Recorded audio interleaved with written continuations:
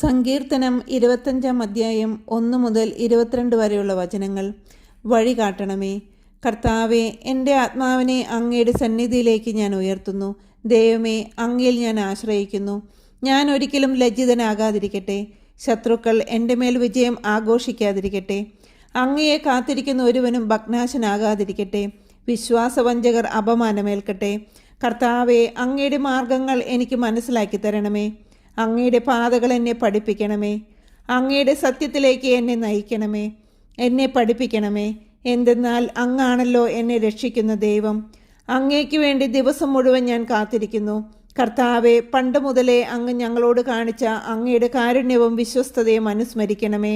എൻ്റെ യൗവനത്തിലെ പാപങ്ങളും അതിക്രമങ്ങളും അങ്ങ് ഓർക്കരുതേ.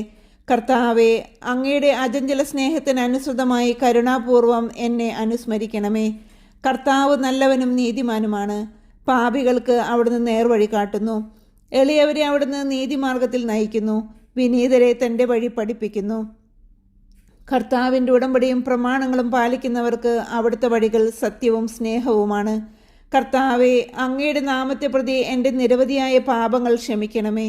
കർത്താവിനെ ഭയപ്പെടുന്നവനാരോ അവൻ തിരഞ്ഞെടുക്കേണ്ട വഴി അവിടുന്ന് കാണിച്ചു കൊടുക്കും. അവൻ ഐശ്വര്യത്തിൽ കഴിയും. അവൻ്റെ മക്കൾ ദേശം അവകാശമാക്കും. കർത്താവിൻ്റെ സൗഹൃദം അവിടുത്തെ ഭയപ്പെടുന്നവർക്കുള്ളതാണ്. അവിടുന്ന് തൻ്റെ ഉടമ്പടി അവരെ അറിയിക്കും. എൻ്റെ കണ്ണുകൾ സദാ കർത്താവിങ്കലേക്ക് തിരിഞ്ഞിരിക്കുന്നു. അവിടുന്ന് എൻ്റെ പാദങ്ങളെ വലയിൽ നിന്ന് വിടുവിക്കും. ദയ തോന്നി എന്നെ കടാക്ഷിക്കണമേ. ഞാൻ ഏകാകിയും പീഡിതനുമാണ്. എൻ്റെ ഹൃദയവ്യതകൾ ശമിപ്പിക്കണമേ. മനക്ലേശത്തിൽ നിന്ന് എന്നെ മോചിപ്പിക്കണമേ. എൻ്റെ പീഡകളും ക്ലേശങ്ങളും ഓർത്ത് എൻ്റെ പാപങ്ങൾ പൊറുക്കണമേ. ഇതാ ശത്രുക്കൾ പെരുകിയിരിക്കുന്നു. അവർ എന്നെ കഠിനമായി വെറുക്കുന്നു. എൻ്റെ ജീവൻ കാത്തുകൊള്ളണമേ. എന്നെ രക്ഷിക്കണമേ. അങ്ങിൽ ആശ്രയിച്ച് എന്നെ ലജ്ജിക്കാനിടയാക്കരുതേ. നിഷ്കളങ്കതയും നീതിനിഷ്ഠയും എന്നെ സംരക്ഷിക്കട്ടെ. ഞാൻ അങ്ങയെ കാത്തിരിക്കുന്നു. ദൈവമേ, ഇസ്രായേലിനെ സകല കഷ്ടതകളിൽ നിന്ന് മോചിപ്പിക്കണമേ.